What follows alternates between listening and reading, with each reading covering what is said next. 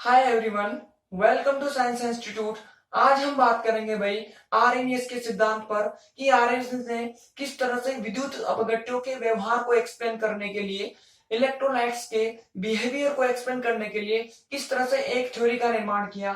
देखो भाई, हुआ क्या था जिस समय ये सिद्धांत बना था।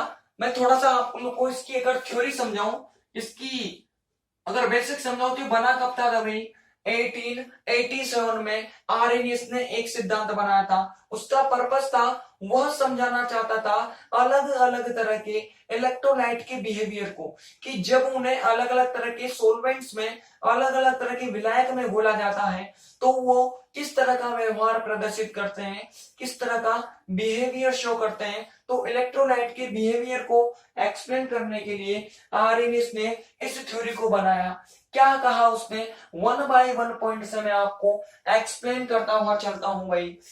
देखो भाई, आर्यनियस ने अलग अलग तरह के इलेक्ट्रोलाइट लिए। अब देखो, इलेक्ट्रोलाइट बहुत सारी तरह के नेचर के होते हैं, डिफरेंट डिफरेंट नेचर के होते हैं, अलग अलग प्रकृति के विद्युत अपघट्य होते हैं। उसने किसी एक को लिया, फिर जैसा एक पर किया उसने सब पर वैसा ही करके देखा। तो माना कि मैंने कोई एक एबी विद्युत अपघट्य लिया। जब इस विद्युत अपघट्य को जल में घोला जाता है तो यह अपने आयनों में विभक्त हो जाता है। कुछ तो बनेंगे प्लस और कुछ बनेंगे माइनस। ऐसा हर तरह के इलेक्ट्रोलाइट के साथ हुआ। सभी ने अपने अपने आयनों का निर्माण किया। कुछ ने कुछ मात्रा में प्लस आयन बने और कुछ मात्रा में माइनस आयन बने। जिन आयनों पर प्लस आवेश उपस्थित होता है उन्हें कहा जाता है पॉजिटिव आयन, और जिन पर माइनस प्रेजेंट होता है उन्हें कहा जाता है नेगेटिव आयन या ऋण आयन। माइनस वाले तो धन आयन कहलाएंगे, और सॉरी प्लस वाले तो धन आयन कहलाएंगे और माइनस वाले कहलाएंगे ऋण आयन। ऐसा सभी प्रकार के विद्युत अपघट्यों के साथ हुआ। सभी इलेक्ट्रोलाइट ने ऐसा बिहेवियर शो किया। फिर उसने इनकी कैलकुलेट की इलेक्ट्रिकल न्यूट्रलिटी, विद्युत उदासीनता उसने ज्ञात करने की सोची कि भाई जो भी विलयन विद्युत अपघट्य ने बनाया, क्या वह विद्युत उदासीन होता है, और नहीं होता तो उस पर कौन सा आवेश होता है, प्लस आवेश होता है कि माइनस आवेश होता है। तो उसने जब ज्ञात की तो उसने पाया कि इनके सॉल्यूशन पर किसी तरह का कोई आवेश प्रेजेंट नहीं होता, न तो प्लस होता न माइनस होता। मतलब इनके द्वारा जो भी विलयन बनेगा वह ऑलवेज न्यूट्रल नेचर का बनेगा, उदासीन प्रकृति का बनेगा। तो उसने कंक्लूजन निकाला कि भाई जैसे ही ये आयनों का निर्माण करेंगे, इनके आयनों पर टोटल मात्रा में जो प्लस होगा वो टोटल मात्रा में माइनस के बराबर होगा। मतलब जितना प्लस चार्ज जनरेट होगा उतनी ही अमाउंट में माइनस चार्ज जनरेट होगा, ताकि प्लस माइनस एक दूसरे को कैंसिल कर देंगे और टोटल सॉल्यूशन न्यूट्रल नेचर का बनेगा, उदासीन प्रकृति का बनेगा।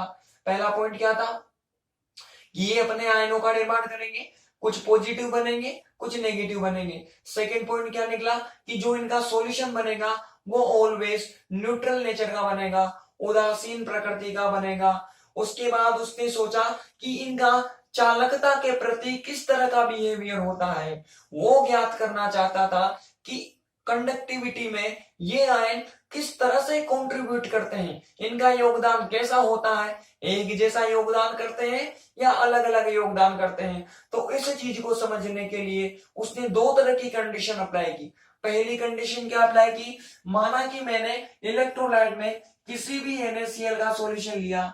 अब NaCl एक तरह का इलेक्ट्रोलाइट होता है, जैसे ही डिजोल्व करोगे आपको Na+ मिलेगा और Cl माइनस मिलेगा। जब मैंने इसका सॉल्यूशन बनाया, इसका विलयन बनाया ऐसे करके, तो मैंने विलयन की दो कंडीशन ली। पहली कंडीशन में मैंने क्या किया, इसके आयनों को कम किया, और दूसरी कंडीशन में मैंने इसके आयनों को इंक्रीज कर दिया। एक बार मैंने इसके नंबर ऑफ आयंस इंक्रीज करके देखे। माना कि जब मैंने इसकी कुछ सांद्रता गोली तो मुझे टोटल नंबर ऑफ आयन 100 मिले। अब मैंने इन आयनों की संख्या को डबल कर दिया। मतलब जो पहले 100 आयंस थे मैंने इनको इंक्रीज करके बढ़ा के डबल कर दिया, दुगना कर दिया।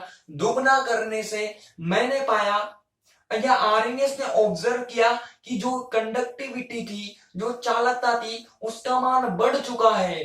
तो उसने कंक्लूजन निकाला कि जब जब आयनों की संख्या बढ़ती है हमेशा चालकता में वृद्धि होगी, कंडक्टिविटी इंक्रीज करेगी, मतलब चालकता आयनों की संख्या के सीधे समानुपाती होती है।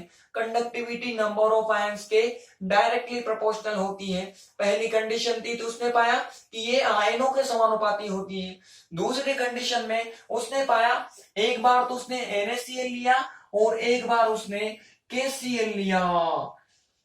उसने यहां भी इसके 100 आयंस लिए और यहां भी उसने 100 आयंस लिए। अब वो सोच रहा था कि दोनों जगह कंडक्टिविटी सेम मिलेगी, एक जैसी मिलेगी, लेकिन ऐसा नहीं हुआ। यहां पर अलग कंडक्टिविटी मिली और यहां पर अलग चालकता मिली। तो उसने कंक्लूजन निकाला कि भाई चालकता आयनों की संख्या पर तो निर्भर करती ही है, उसके साथ वह आयनों की प्रकृति पर भी निर्भर करती है, नेचर ऑफ आयंस पर भी डिपेंड करती है। अब नेचर का क्या मीनिंग हुआ भाई? नेचर का सीधा सीधा मीनिंग है उनकी साइज से, कौन सा आयन छोटा है, कौन सा आयन बड़ा है। जो आयन छोटा होगा वो तेजी से भागेगा, जो आयन बड़ा होगा उसका वजन ज्यादा होने के कारण वो धीरे धीरे मूव करेगा। भाई चालकता में योगदान करने का मतलब क्या है? जैसे मैंने यहाँ पर क्या लगा दिया होगा, इलेक्ट्रोड लगा दिए, यहाँ पर क्या होगा, इलेक्ट्रोड में एक तरफ प्लस होगा, एक तरफ माइनस होगा। प्लस वाला भागेगा इसकी तरफ और माइनस वाला भागेगा इसकी तरफ। जैसे ही ये गति करेंगे तो यहाँ पर कंडक्टिविटी इंट्रोड्यूस होगी, चालकता उत्पन्न होगी। तो उसने इसके व्यवहार को जाना। कैसे जाना भाई? ये इधर की तरफ गया, ये इधर की तरफ गया, तो वो इसके, तो उसने देखा क्या, वो सोच रहा था कि अगर यहाँ 100 है, यहाँ भी 100 है, तो दोनों जगह चालकता में सेम योगदान होना चाहिए था, लेकिन ऐसा नहीं हुआ। देखो, इनको चालकता में योगदान करने के लिए यहां से गति करनी पड़ती है, मूवमेंट करनी पड़ती है, और मूवमेंट डिपेंड करती है इनकी साइज पर। कौन सा आयन छोटा है, जो आयन स्मॉलर होगा वो हल्का होगा, लाइट इन वेट होगा, जो आयन बड़ा होगा वो हेवी इन वेट होगा। अब भारी आयन धीरे धीरे गति करेगा, धीरे से मूव करेगा, और जो स्मॉलर आयन होंगे वो तेजी से मूव करेंगे। तो जितने भी स्मॉलर आयन बनेंगे वो तेजी से गति करेंगे, इस वजह से चालकता में ज्यादा योगदान करेंगे, मोर कंट्रीब्यूट करेंगे कंडक्टिविटी में। लेकिन जो बड़े आयन होंगे वो भारी होने के कारण धीरे मूव कर पाएंगे और कंडक्टिविटी में कम कंट्रीब्यूट करेंगे या लेस कंट्रीब्यूट करेंगे। मतलब यहां से कंक्लूजन निकाला जा सकता है कि चालकता नंबर ऑफ आयंस पर तो डिपेंड करती ही है, लेकिन नंबर मतलब नेचर ऑफ आयन पर भी डिपेंड करती है। आयनों की संख्या पर और आयनों की प्रकृति पर, दोनों पर ही चालकता निर्भर करती है। नंबर पर भी डिपेंड करेगी और उनकी नेचर पर भी डिपेंड करेगी। फिर उसने आगे अलग अलग तरह के इलेक्ट्रोलाइट को डिसोल्व करा के देखा, तो उसने पाया कि हर इलेक्ट्रोलाइट डिफरेंट डिफरेंट वे में डिसोल्व होता है, अलग अलग तरीके से आयनित होता है। अब इसका क्या मीनिंग है? इसका मीनिंग है कि उसने एक इलेक्ट्रोलाइट 1 लिया और एक इलेक्ट्रोलाइट 2 लिया, तो उसने पाया, माना कि उसने यहाँ पर 100 ग्राम अमाउंट ली, तो उसने पाया कि इसकी केवल 70 ग्राम अमाउंट ही डिसोल्व हुई, केवल 70 ग्राम मात्रा इधर आयनों में विभक्त हुई, बाकी जो 30 ग्राम थी वह कैसे बच गई? इसी फॉर्म में बच गई। मतलब उसने आयनों का निर्माण ही नहीं किया, केवल 70 ग्राम ने ही आयनों का फॉर्म किया, कुछ प्लस बने कुछ माइनस बने। दूसरा उसने लिया, यहां से उसने पाया कि ये अलग थे, यहां पर माना कि कुछ 80 ग्राम ने आयनों का निर्माण किया और 20 ग्राम बिना आयनों की फॉर्म में रह गया। मतलब हर इलेक्ट्रोलाइट का व्यवहार अलग होता है, डिफरेंट बिहेवियर शो करता है। हर इलेक्ट्रोलाइट अलग अलग तरीके से घुलता है। ऐसा नहीं कह सकते कि सारे इलेक्ट्रोलाइट पूर्ण रूप से आयनित हो जाएंगे या कंप्लीटली आयोनाइज हो जाएंगे। तो यहां से कंक्लूजन निकाला जा सकता है कि यह जरूरी नहीं है, यह बिल्कुल भी जरूरी नहीं है कि जो भी आपने इलेक्ट्रोलाइट लिया हो वो पूर्ण रूप से आयनों का निर्माण करेगा, ऐसा जरूरी नहीं है। उसका कुछ भाग, उसका कुछ अमाउंट ही आयनों में कन्वर्ट हो पाएगा, रिमेनिंग भाग बिना आयनों की फॉर्म में बच जाएगा। तो जो आयनों की फॉर्म में बनेगा, मतलब में अगर मैंने ए बी लिया हो तो इसलिए क्या बनाएगा, एक का और बी का फॉर्म करेगा। इसका कुछ भाग तो ए प्लस बी माइनस के रूप में मिलेगा, तो इसको क्या कहोगे आप, आयनित भाग कहोगे, आयोनाइज पार्ट कहोगे। और जो बिना आयन की फॉर्म में होगा उसको कहोगे आप अनआयनित भाग कहोगे, मतलब नॉन आयोनाइज पार्ट कहोगे भाई। आई बात समझ में, कुछ आयनित भाग होगा और कुछ अनआयनित भाग होगा, और दोनों के बीच में इक्विलिब्रियम की स्थापना हो जाएगी, साम्य की स्थापना हो जाएगी। ठीक, अब इसको दूसरे तरीके से कैसा बोला जाएगा, अब हमें पता कैसे लगे भाई कि कितने भाग ने आयनों का निर्माण किया, उसके लिए एक टर्म होती है अल्फा, जो बताती है आयनन की मात्रा को, कि भाई इतनी मात्रा ने आयनों का निर्माण कर लिया। अगर हम आयनन की मात्रा alpha, degree of dissociation calculate करना चाहते हैं तो हमें करना पड़ेगा आयनित कितने हुए, कितने परसेंट ने आयनों का फॉर्म किया, और बाकी टोटल हमने अमाउंट कितनी ली थी। यहां पर नीचे की तरफ क्या आएगा भाई, टोटल।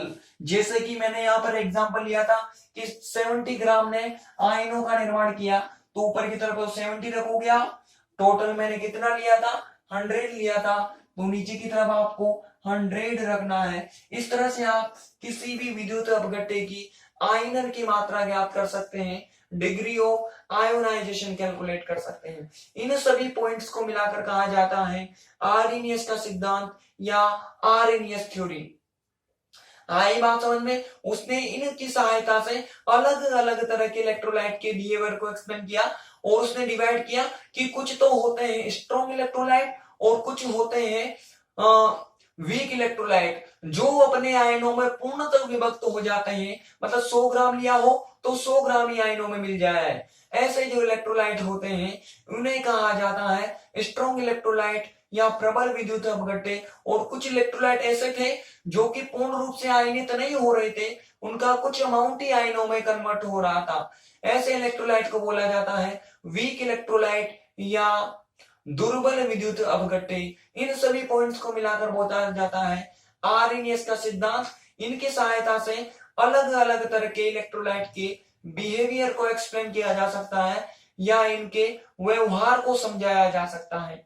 आई बात समझ में, अगले पार्ट में हम मिलेंगे इसकी कमियों के साथ। अब देखो इसने बहुत सारी चीजों को एक्सप्लेन किया, लेकिन कुछ चीजें ऐसी थी जिनको आर्रेनियस का सिद्धांत एक्सप्लेन नहीं कर पाया, और वो इसकी क्या बन गई, कमियां बन गई। तो इसके अगले पार्ट में हम देखेंगे आर्रेनियस के सिद्धांत की कमियां, भाई कौन कौन सी चीजें थी जो तो ये समझा सका, और कौन कौन सी चीजें ये नहीं समझा सका।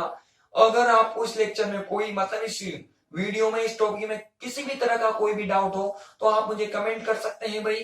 ठीक, आपने मुझे इतनी देर तक सुना, मतलब आप मेरे साथ एंड तक बने रहे, इसके लिए आप लोगों का बहुत बहुत धन्यवाद। इसके अगले पार्ट में मिलते हैं जिसमें हम समझेंगे इनकी कमियों को।